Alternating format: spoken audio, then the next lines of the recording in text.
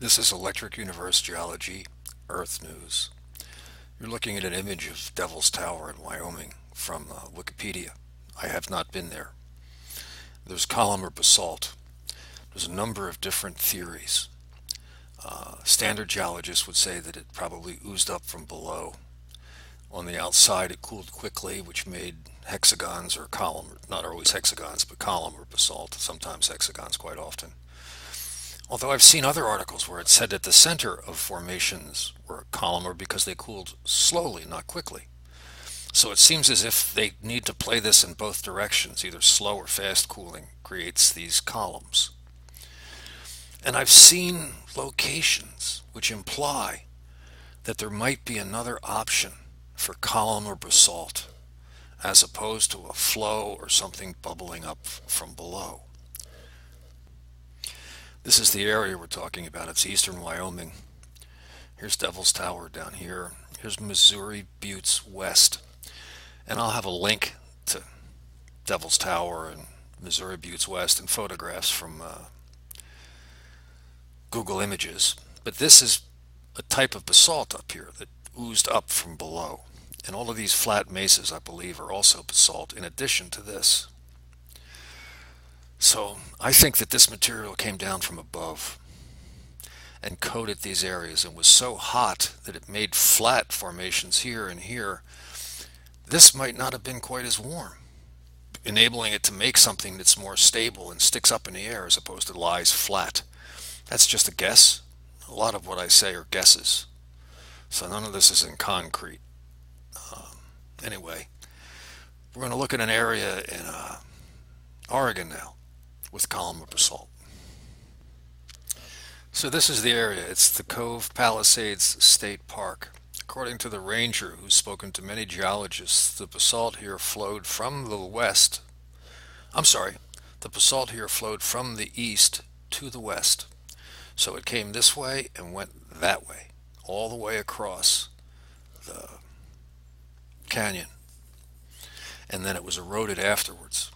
To the north of here, there's other areas where the basalt came from the west and flowed across the canyon to the east, and then the canyon had to be eroded. But it doesn't look like that when you get there and you analyze the size of the formations and especially the road cuts. So this is the road cut going down into the gorge. Up here there's been no removal. Here they removed the outside layer exposing columnar basalt. And here they removed the columnar basalt exposing dirt and rocks behind it. I have other images. Here's a similar angle. It shows that beneath the columnar basalt is dirt. It's not a question mark, there's dirt. So for me, the columnar basalt could not have flowed here. If it flowed here, there'd be basalt behind the basalt. It's a no-brainer. So this implies to me that molten red-hot dust flowed up the canyon, and where the water line was, it stuck to the side of the gorge, creating columnar basalt. So this would be a completely different model for creating columnar basalt. And it's not just columnar basalt that does this, but it's basalt flows that are not columnar, like in Taos, New Mexico.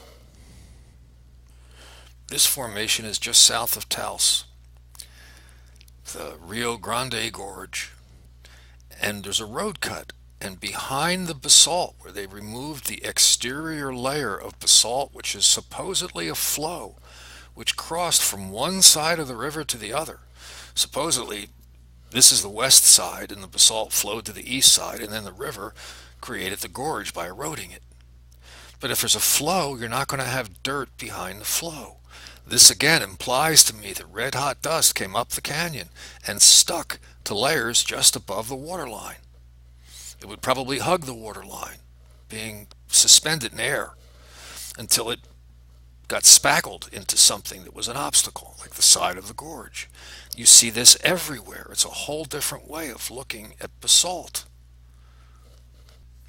This gives a wider view of the area. Here's the Cove Palisades State Park. 26 comes up this way, goes through Madras, and then there's another gorge here with a road going through it. This is a massive one. Supposedly, this basalt flowed from west to east, and I got that from a number of different sources and visitor centers and geologists. Now, the cove, on the other hand, this basalt supposedly came from down here somewhere. There is a real volcano down here. Um, what is it? This here. This is a real, honest to God volcano, although it does look kind of electrical there. Um, so, the idea is that basalt flowing across here wouldn't have dirt behind it. It's the same thing up here. You see the same things.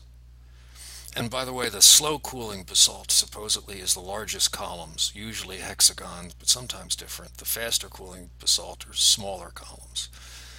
But a lot of this basalt's on the outside, so it would be faster cooling.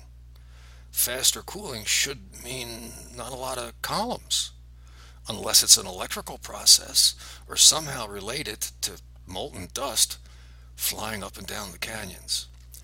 I would like a real honest-to-God geologist from any place on the planet to defend this. How can you have a basalt flow with dirt behind it? How can you have these areas that are classic basalt flow explanations without the goods to back it up? It's like they just pulled it out of their butt. Thank you.